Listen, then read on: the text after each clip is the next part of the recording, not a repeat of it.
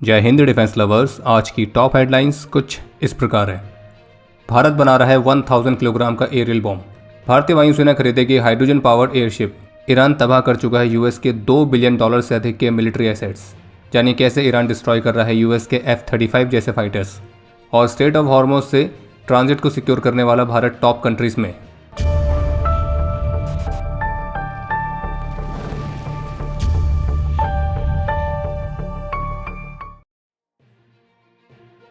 भारतीय रक्षा मंत्रालय ने यूएस के MK-84 की तरह ही अब भारतीय वायुसेना के लिए भी स्वदेशी तौर पर 1000 किलोग्राम के एरियल बॉम्ब के डिज़ाइन और डेवलपमेंट की प्रोसेस को इनिशिएट किया है। ये जो परियोजना है ये 2 फेज में डिवाइड की गई है।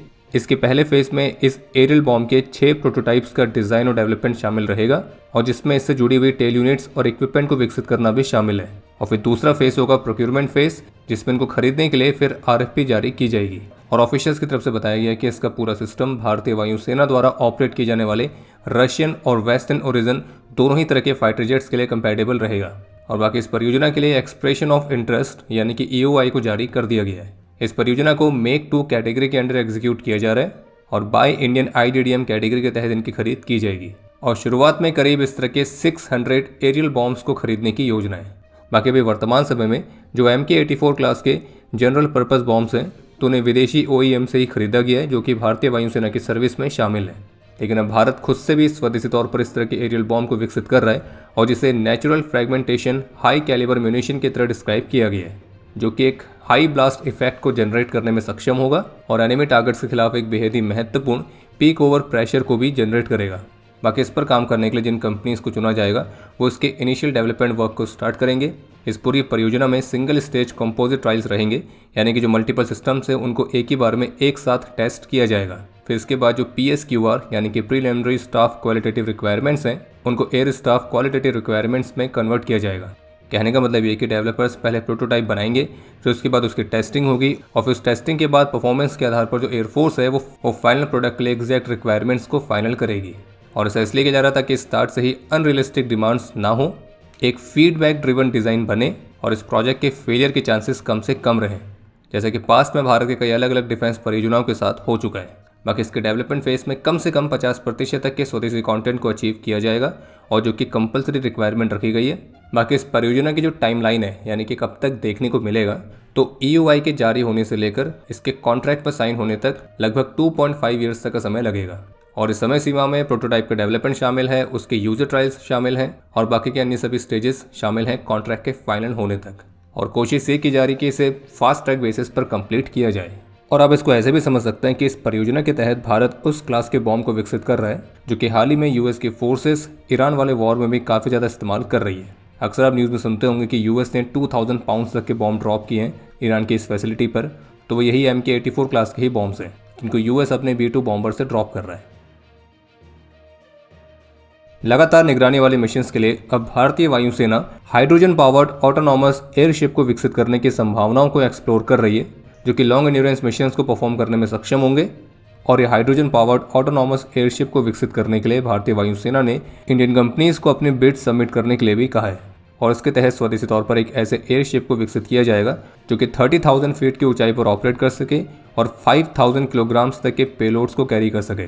और इस प्रोग्राम के लिए मल्टीपल बिडर्स को भी शॉर्टलिस्ट किया जाएगा और फिर उनमें से प्रोडक्शन के लिए एक फाइनल पार्टनर चुना जाएगा।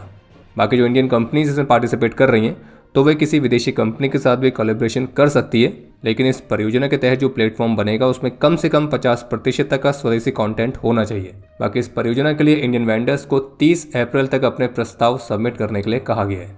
और इस प्लेटफॉर्म को medium altitude heavy lift airship का नाम दिया गया है, जो कि अनमैन्ड होने वाला है। और इसमें हाइब्रिड प्रोपल्शन सिस्टम रह सकता है जिसमें हाइड्रोजन फ्यूल और सोलर पावर बैटरी से फ्यूल सेल्स का कॉम्बिनेशन देखने को मिले, जिससे इस प्लेटफॉर्म को कम से कम लगातार 10 दिन तक ऑपरेट करने का इंड्योरेंस मिल सके।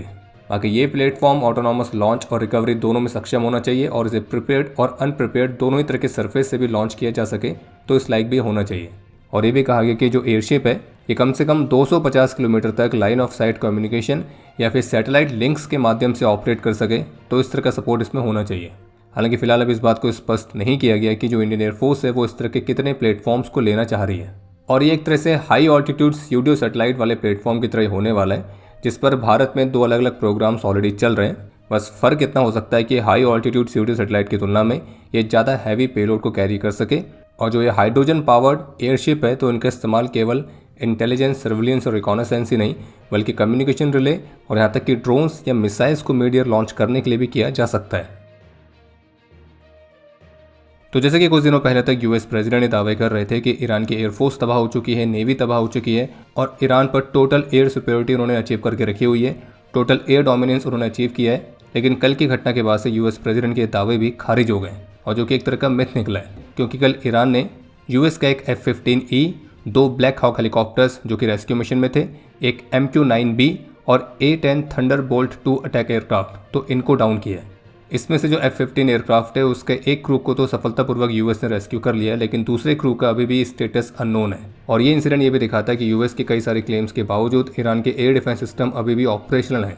और जबकि कुवैत में भी यूएस एयरबेस पर ईरान ने ड्रोन से स्ट्राइक करी थी, जिसमें यूएस आर्मी एविएशन का CH-47 शिनूक हेलीकॉप्टर बहुत बुरी तरह से डैमेज हुआ है। और ओपन सोर्स डेटा के मुताबिक जब से इस कॉन्फ्लिक्ट की शुरुआत हुई है, यानी कि 28 फरवरी से लेकर 3 अप्रैल तक, यूएस का एक F-35, 4 F-15, एक A-10 थंडरबोल्ट 2, एक E-3 सेंट्री एवैक्स, 8 KC-135 aerial tankers, 3 Black Hawk helicopters और 17 MQ-9 रीपर UCAV, तो इनको डैमेज और डिस्ट्रॉय किया गया है। और बाकी मिड एयर और एयरबेस पर किए गए हमलों में अगर सभी एसेट्स के वैल्यू के हिसाब से देखा जाए तो यूएस के लगभग $2 बिलियन से अधिक के मिलिट्री एसेट्स अभी तक तबाह हो चुके हैं। और इंटरेस्टिंग बात यह कि वेस्टर्न मीडिया यूएस के इतने बड़े लॉसेस पर अभी भी चुप है, वही मीडिया जो कि ऑपरेशन सिंदूर के दौरान पाकिस्तान के उन फर्जी दावों पर अलग अलग रिपोर्ट्स बना रही थी कि देखिए पाकिस्तान ने भारत के इतने सारे जेट्स गिरा दिए हैं, और वो सारे दावे फेक थे।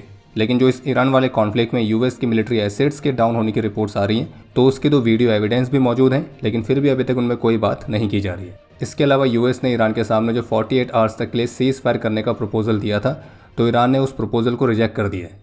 और जबकि यूएस आर्मी के रिटायर्ड कर्नल ने एबीसी के साथ बात करते हुए कंफर्म किया है कि ईरान जो है वो ट्रेडिशनल रडार के बजाय इंफ्रारेड सिस्टम्स का इस्तेमाल कर रहा है, जिसकी मदद से वो यूएस के इन एयरक्राफ्ट को डाउन कर पा रहा है। क्योंकि उनके मुताबिक जो अमेरिकन फाइटर्स है जैसे कि F-35 और F-15, तो वो इस तरह के सिस्टम्स को फेस करने के लिए डिज़ाइन नहीं किए गए। और इसलिए यूएस आर्मी के इस रिटायर्ड कर्नल के मुताबिक जो ईरानियन एयर स्पेस है वो यूएस फाइटर जेट्स के लिए अब सेफ नहीं है। और प्रेसिडेंट ट्रम्प जो बार बार सोशल मीडिया पर अलग अलग दावे करके पोस्ट कर रहे हैं, तो उस पर तो अमेरिका के जो फॉर्मर नेशनल सिक्योरिटी एडवाइज़र हैं जॉन बोल्टन, तो उनका ये कहना है कि मुझे लगता है कि ट्रम्प मार्केट को शांत रखने और ईरान से जवाब की उम्मीद जताने के लिए ट्वीट कर रहे हैं, और उनकी समय सीमा 6 अप्रैल है, यानी कि अब कुछ ही दिन बचे हैं, जिसके बाद अगर स्ट्रेट ऑफ हॉर्मुज नहीं खुला तो उन्होंने ईरान के महत्वपूर्ण इंफ्रास्ट्रक्चर्स पर व्यापक हमले करने की धमकी दी है। और वे शासन पर दबाव बढ़ाने के तरीके तलाश रहे हैं ताकि वे स्ट्रेट ऑफ हॉर्मुज पर अपना प्रभावी नियंत्रण छोड़ दें।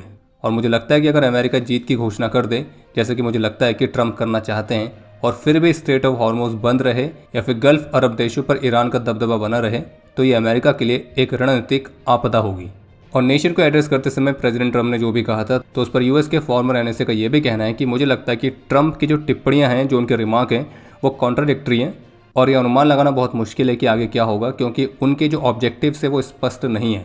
और उनकी स्पीच में इस बेसिक क्वेश्चन का जवाब नहीं दिया गया है कि क्या उनका ऑब्जेक्टिव न्यूक्लियर प्रोग्राम को रोकना है, क्या उनका ऑब्जेक्टिव बैलिस्टिक मिसाइल्स को रोकना है, और यूएस प्रेसिडेंट के ऑब्जेक्टिव्स में वास्तव में क्या है। तो मुझे लगता है कि ट्रम्प अभी भी अपने वॉर के ऑब्जेक्टिव्स को लेकर असमंजस में है। वहीं दूसरी तरफ ईरान की प्रेस टीवी में ईरान के स्पीकर ऑफ पार्लियामेंट के एडवाइज़र की तरफ से कहा गया है कि जो यूएस प्रेसिडेंट हैं वो ये जानते हैं कि स्ट्रेट ऑफ हॉर्मुज को खोले बिना वे ये युद्ध हार चुके हैं, और वे ये भी जानते हैं कि कोई भी सैन्य कार्रवाई ऐसा करने में सक्षम नहीं है।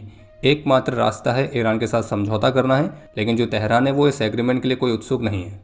वहीं इसी बीच एक अपडेट यह है कि ईरान के मिलिट्री कमांड की तरफ से कहा गया है कि उन्होंने यूएस जेट्स को काउंटर करने के लिए अब अपने कुछ नए एयर डिफेंस सिस्टम्स को डिप्लॉय किए हैं। और वहीं दूसरी तरफ ईरान के जो एम्बेसीज हैं वो मीम्स के माध्यम से यूएस को ट्रोल करने से भी पीछे नहीं हट रही हैं। चंडीगढ़ में जो बीजेपी ऑफिस के बाहर ग्रेनेड से हमला किया गया था, तो इस मामले को पंजाब पुलिस ने सॉल्व कर लिया है। और डीजीपी पंजाब की तरफ से दी गई जानकारी के मुताबिक पंजाब पुलिस के काउंटर इंटेलिजेंस विंग ने चंडीगढ़ पुलिस के साथ जॉइंट ऑपरेशन में इस इंसिडेंट में शामिल 5 लोगों को गिरफ्तार किया है। और इस हमले में जो 2 मुख्य आरोपी शामिल थे तो उनकी भी पहचान कर ली गई है, जिनके नाम है गुरतेज सिंह और अमनप्रीत सिंह, जो कि अभी वर्तमान समय में फरार है और पुलिस उनको ढूंढ रही है। और जो 5 लोग गिरफ्तार किए गए उनके नाम है Balvinder Lal AKA Shammi, Jasvir Singh AKA Jassi, Charanjit Singh AKA Channi, Rubal Chauhan और मनदीप ए अभिजोत शर्मा।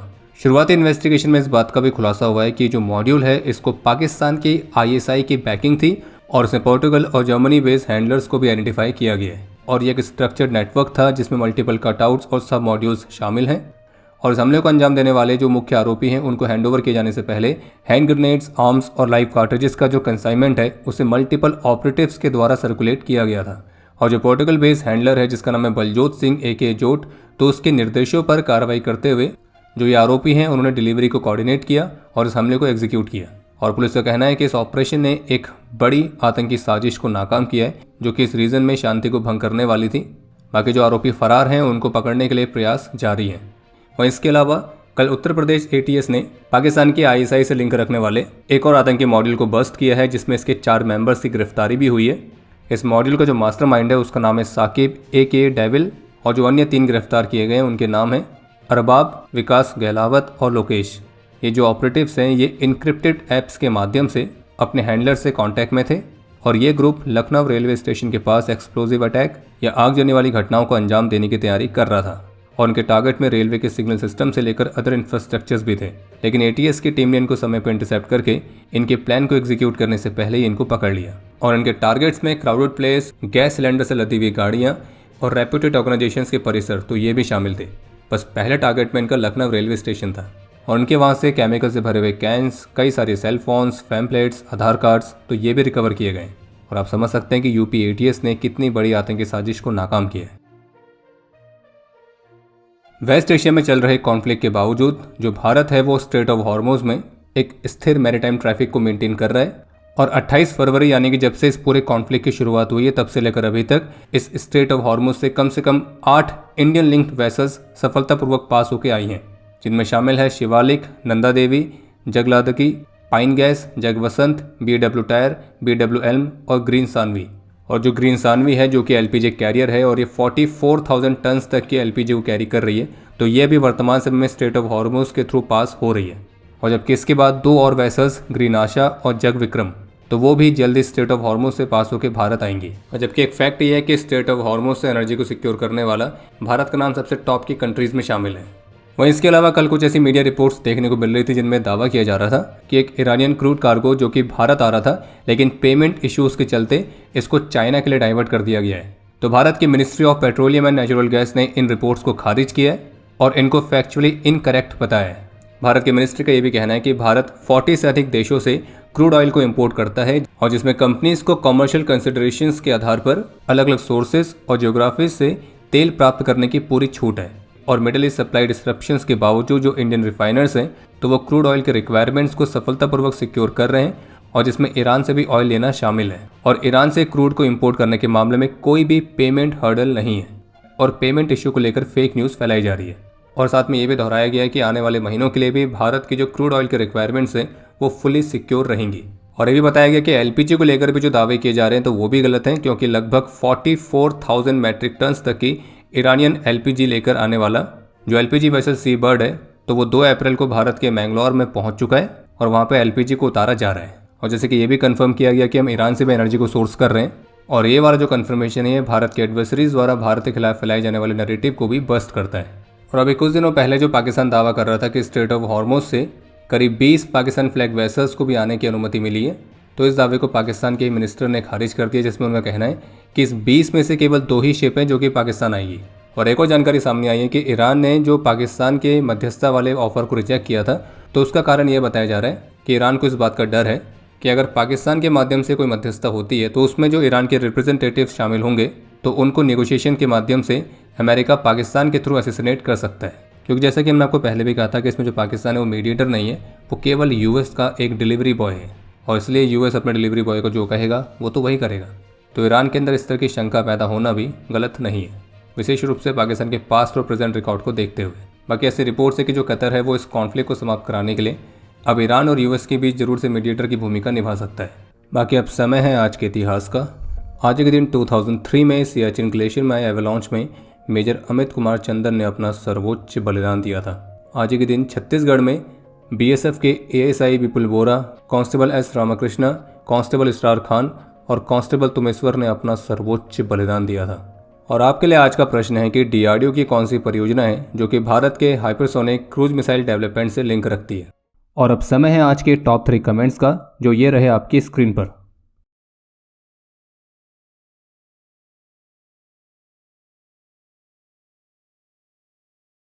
उम्मीद है आपको आज का एपिसोड पसंद आया होगा। पसंद आया तो वीडियो को लाइक करना ना भूलें।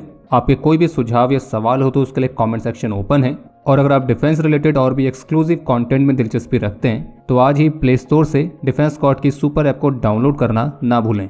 और अगर आप चैनल पर पहली बार आए हैं तो squadron.in पे जाके हमारे नए डिज़ाइंस को भी चेकआउट जरूर करें। बाकी जल्द मिलेंगे नए एपिसोड के साथ। तब तक के लिए जय हिंद, जय भारत।